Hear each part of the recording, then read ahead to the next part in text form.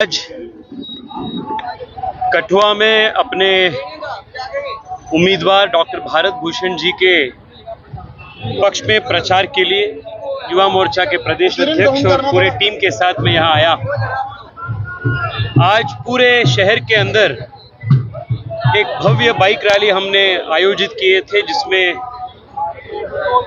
बड़ी संख्या में कठुआ के युवा भाग लिए। उनके उत्साह और उमंग देखने के बाद मुझे कन्विंस हो चुका है कि 1 तारीख को होने वाले चुनाव में डॉक्टर भारत जी अभूतपूर्व बहुमत से जीतेंगे और पूरे प्रदेश में भारतीय जनता पार्टी के नेतृत्व वाली पूर्ण बहुमत की सरकार स्थापित होना निश्चित है। पिछले कुछ सालों से Kathua, thanks to the UT leadership and the new industrial policy, एक इंडस्ट्रियल हब के रूप में उभर रहा है और हजारों संख्या में प्रदेश के युवाओं को, यहाँ के युवाओं को अन्य इंडस्ट्रीज में, एमएसएमईज में रोजगार मिल रहा है।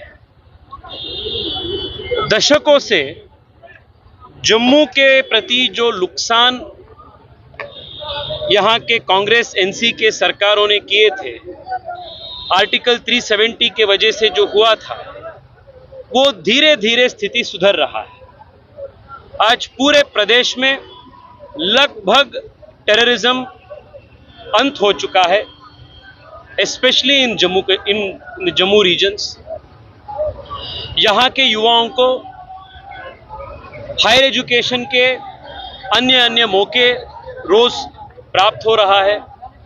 This is the only territory in the country जहां आपको एक एम्स, आईआईटी, आईआईएम ऐसे कई सारे नेशनल इंस्टीट्यूट्स ऑफ इम्पोर्टेंस यहाँ युवाओं के लिए काम कर रहे हैं। पॉलिसी के, इंडस्ट्री पॉलिसी के, टूरिज्म पॉलिसी के, स्टार्टअप पॉलिसी के वजह से देश में सबसे तेज गति से विकास होने वाले प्रदेशों में जम्मू कश्मीर एक बनेंगे। This is just the beginning of the development in Jammu Kashmir. In the coming days Jammu Kashmir will emerge as a leader in economic development and prosperity in the country।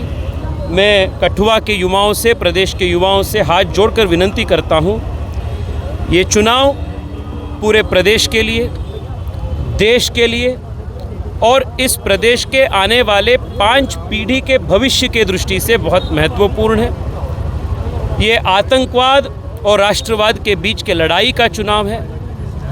प्रदेश को आगे लेकर जाने के एक विज़न एक और है, और दूसरी ओर वापस टेररिज्म के, पत्थरबाजी के, 2 परिवार के करप्ट रजीम के काले अध्याय को वापस शुरू करने के एक और के विजन है। कांग्रेस ने अपना स्टैंड आज क्लियर किया। एमके भारद्वाज ने कहा कि हमें 370 नहीं चाहिए, हमें शेड्यूल चाहिए, लेकिन उनकी जो कोलिशन पार्टनर हैं वो 370 की मांग करें। ये कैसा गठबंधन है? एक 370 मांगता है। सर, यहाँ क्या है, कांग्रेस पार्टी जम्मू में तो मैदान छोड़कर कई साल हो चुके हैं। कांग्रेस पार्टी का बूथ वर्कर भी यहाँ नहीं है, तो जम्मू में तो कांग्रेस का कुछ उनका अस्तित्व ही नहीं है। और कश्मीर में कांग्रेस जूनियर पार्टनर है, तो किसको हम मान्यता देना है?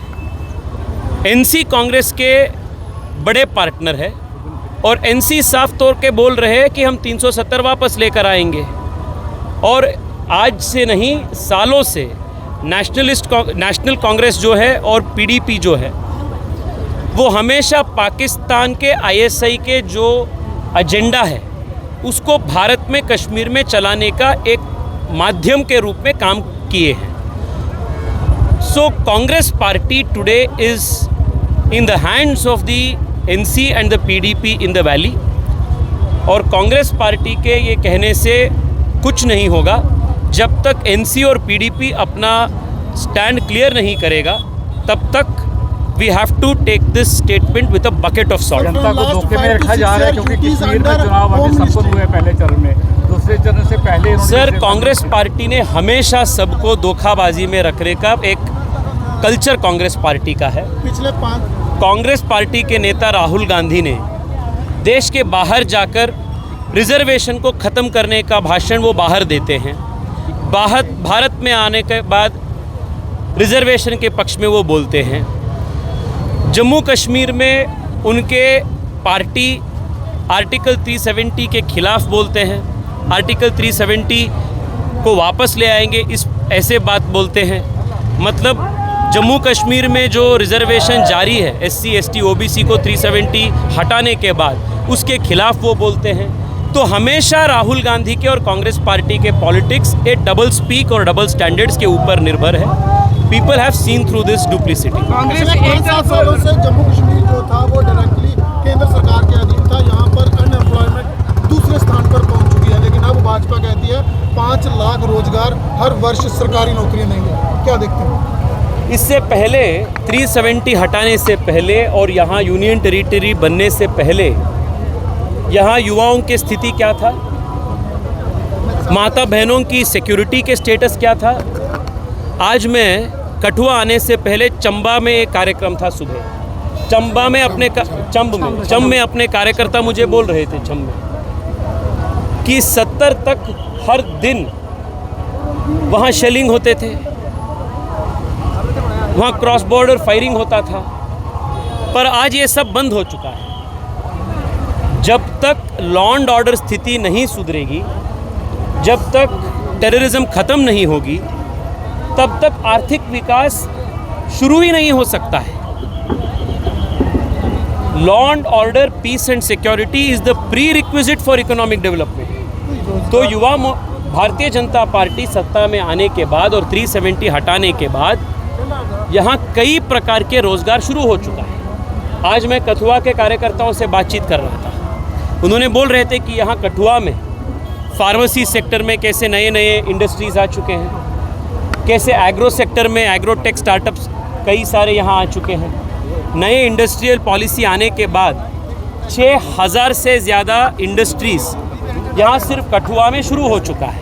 ये किसको रोज़गार दे रहे हैं? युवाओं को दे रहे हैं, यहाँ के युवाओं को दे रहे हैं। इसी आधार पर हम कह रहे हैं जब हम यूटी में सरकार रचन करेंगी, सरकार अपनी होगी, तब पंडित दीननाथ डोगरा जी के नाम पे जो प्रेमनाथ डोगरा जी के नाम पे जो योजना हम निकलेंगे, उसके तहत 5 लाख रोजगार प्रदेश के युवाओं को हम सृजन करके देंगे। सूर्य जी, क्या देखते हैं, एक तरफ कांग्रेस के राहुल गांधी जो है बयान देते हैं श्रीनगर में जाकर हमारे महाराजाओं के खिलाफ, और आज उन्हीं महाराजाओं की जो है हम जयंती मना रहे हैं, शहरवासी भी धूमधाम से और जम्मू कश्मीर का हर एक वो नागरिक। तो महाराजा हरि सिंह जी अमर रहे, अमर रहे। महाराजा हरि सिंह जी अमर रहे, अमर रहे। भारत माता की। राहुल गांधी तो देश के हिंदू महाराजाओं के खिलाफ हमेशा बोलते रहते हैं। नवाबों के बारे में, मुग़लों के बारे में उनका सिंपति हमेशा व्यक्त होते रहते हैं। इसमें कुछ नए चीज़ नहीं है। इनका जो कमिटमेंट है वो बहुत स्पष्ट है। तो वो देश को जो तोड़ना चाहते हैं, देश को नुकसान लोगों ने पहले किए हैं, मंदिरों को तोड़े हैं, इनके पक्ष में राहुल गांधी हमेशा बोलते हैं। स्वाभाविक रूप से महाराजा हरि सिंह के पक्ष में और उनके विजन के अनुसार राहुल गांधी और कांग्रेस पार्टी कभी सहमत हो ही नहीं सकता है। उनका वोट बैंक ही अलग है।